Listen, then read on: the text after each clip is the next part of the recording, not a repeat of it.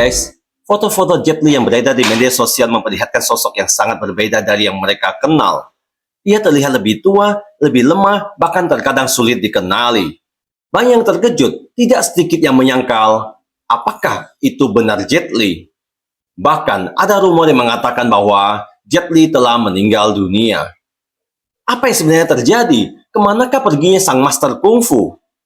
Subscribe channel ini dan nonton video ini sampai selesai. Hari ini kita akan membahas semuanya di sini.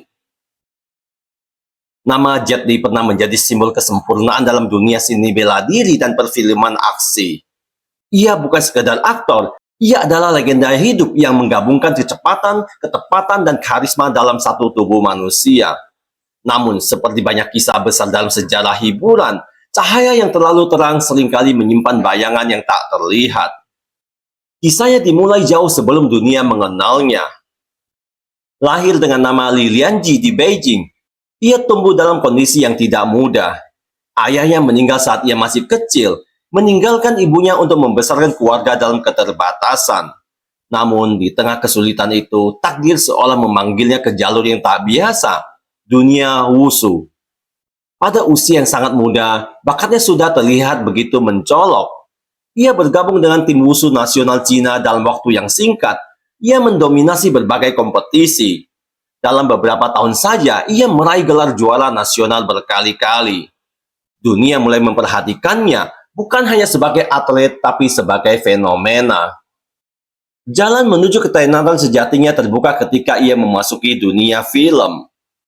Film debutnya, Shaolin Temple, bukan hanya sukses, ia menjadi sensasi besar di seluruh Asia. Film ini mengubah persepsi publik tentang film kungfu dan menjadikan Jet Li sebagai wajah baru yang segar, berbeda dari pendahulunya sebagai Bruce Lee atau Jackie Chan. Jet Li membawa sesuatu yang unik, gerakan yang lebih elegan, teknik yang lebih bersih, dan aura yang lebih tenang namun mematikan. Karirnya melesat cepat, film demi film sukses besar, terutama ketika ia memerankan tokoh legendaris dalam serial Once Upon a Time in China sebagai Wong Fei Hung. Perannya bukan hanya populer, tapi juga membentuk citra nasionalisme dan kebanggaan budaya Tiongkok. Jet Li bukan lagi sekedar aktor, ia menjadi simbol. Namun di balik semua itu, tekanan mulai muncul. Kesuksesan yang terlalu cepat membawa konsekuensi yang tidak ringan. Jadwal syuting yang padat, tuntutan fisik yang ekstrim, dan ekspektasi publik yang terus meningkat perlahan menggerus dirinya. Dalam dunia film aksi, tubuh adalah aset utama dan Jet Li menggunakannya tanpa kompromi. Cedera demi cedera mulai menghantui, namun seperti banyak bintang besar lainnya, ia terus maju mengabaikan rasa sakit demi menjaga momentum karirnya. Setiap tendangan, setiap lompatan, setiap adegan berbahaya dibayar dengan harga yang semakin mahal. Ketika akhirnya ia mencoba menembus pasar Hollywood, tantangan baru pun mulai muncul.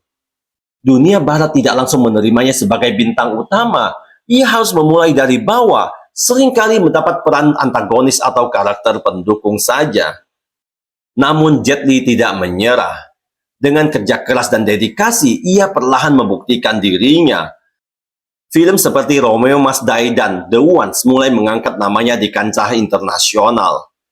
Ia akhirnya mencapai apa yang diimpikan banyak aktor Asia, pengakuan global.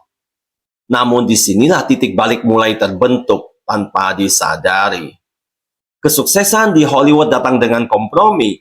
Gaya bertarungnya mulai berubah, disesuaikan dengan selera pasar barat. Efek visual mulai menggantikan teknik asli. Keaslian yang dulu menjadi kekuatannya perlahan memudar di tengah tuntutan industri. Di sisi lain, kehidupan pribadinya juga mengalami perubahan besar. Ia mulai mencari makna yang lebih dalam dari sekedar ketenaran. Pengalaman spiritual termasuk kedekatannya dengan ajaran Buddha mulai mengubah cara pandangnya terhadap hidup dan karir. Dan kemudian, sebuah peristiwa besar mengguncang segalanya. Pada tahun 2004, Jet Li berada di Maladewa bersama keluarganya ketika gempa bumi dan tsunami Samudra Hindia 2004 terjadi. Ia hampir kehilangan nyawanya. Dalam kekacauan dan kepanikan, ia menyadari satu hal yang mengubah hidupnya selamanya.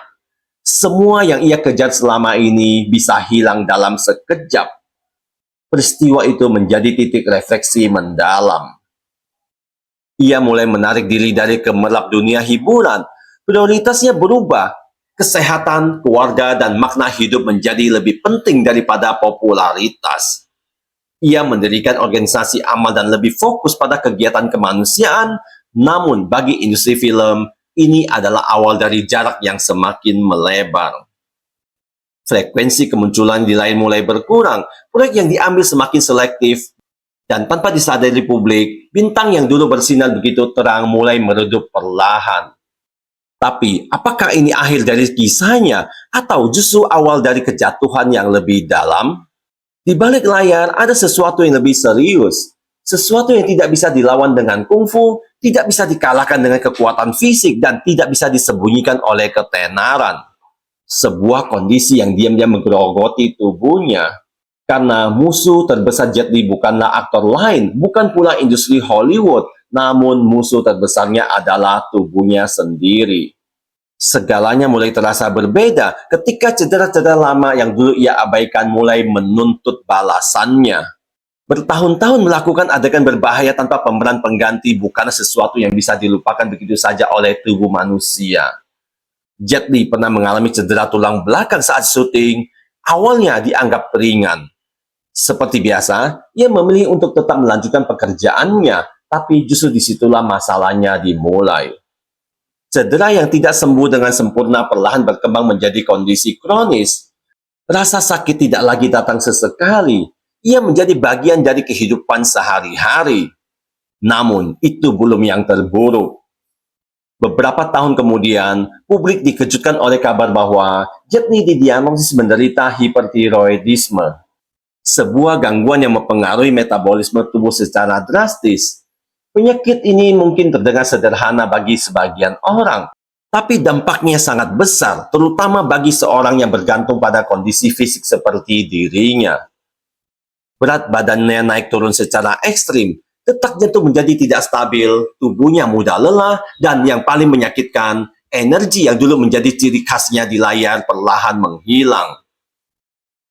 Bayangkan seorang legenda seni bela diri yang bahkan harus berpikir dua kali untuk sekedar bergerak cepat. Publik mulai menyadari perubahan itu. Foto-foto Jet Li yang beredar di media sosial memperlihatkan sosok yang sangat berbeda dari yang mereka kenal. Ia terlihat lebih tua, lebih lemah, bahkan terkadang sulit dikenali. Banyak yang terkejut. Tidak sedikit yang menyangkal, apakah itu benar Jet Li? Pertanyaan itu muncul berulang kali, namun kenyataannya waktu dan kondisi tidak bisa dibohongi. Di tengah kondisi fisik yang menurun, dunia perfilman pun terus bergerak maju.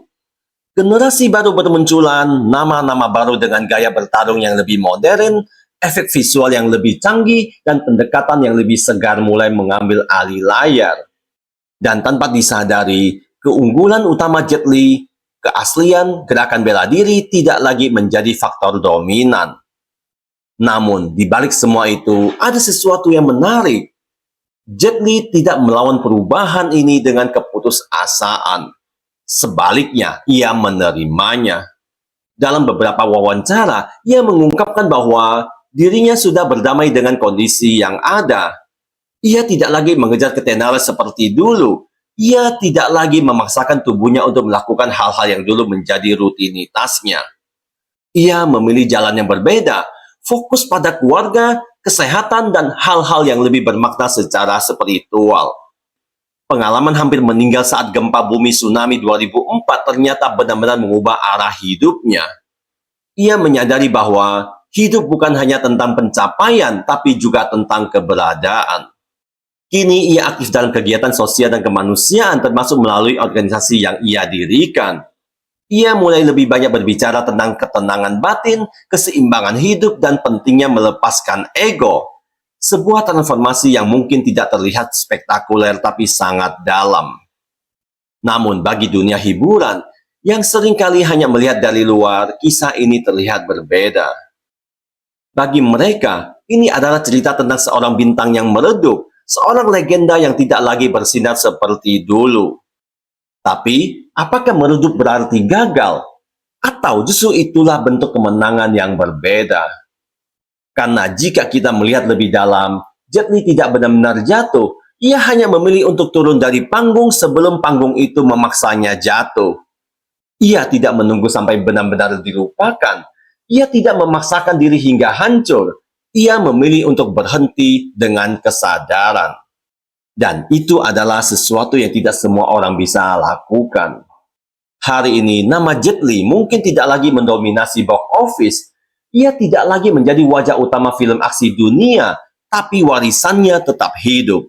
Setiap gerakan dalam film kungfu modern, setiap aktor yang terinspirasi oleh gaya bertarung yang elegan, setiap penonton yang pernah terpesona oleh aksinya, semua itu adalah bagian dari jejak yang ia tinggalkan. Dan mungkin disitulah letak keabadian yang sebenarnya, bukan pada seberapa lama kita bersinar, tapi pada seberapa dalam cahaya itu membekas. Kisah Jet Li bukan hanya tentang kejayaan dan kemunduran, ini adalah kisah tentang perubahan, tentang menerima kenyataan, dan tentang menemukan makna baru ketika dunia yang dulu kita kuasai perlahan mulai meninggalkan kita. Dan di dunia yang terus bergerak tanpa henti ini, mungkin itu adalah bentuk kekuatan yang paling jarang dimiliki. Jadi, walau ada kabar jika Jet Li telah meninggal dunia, faktanya sang aktor masih baik-baik saja meski tengah mengidap penyakit hipertiroid. Jet Li memang pernah menjalani operasi pengangkatan tumor jinak kecil di leher pada Agustus 2025 di Singapura. Namun, operasi tersebut berhasil dan Jet Li dikabarkan sudah pulih serta kembali beraktivitas.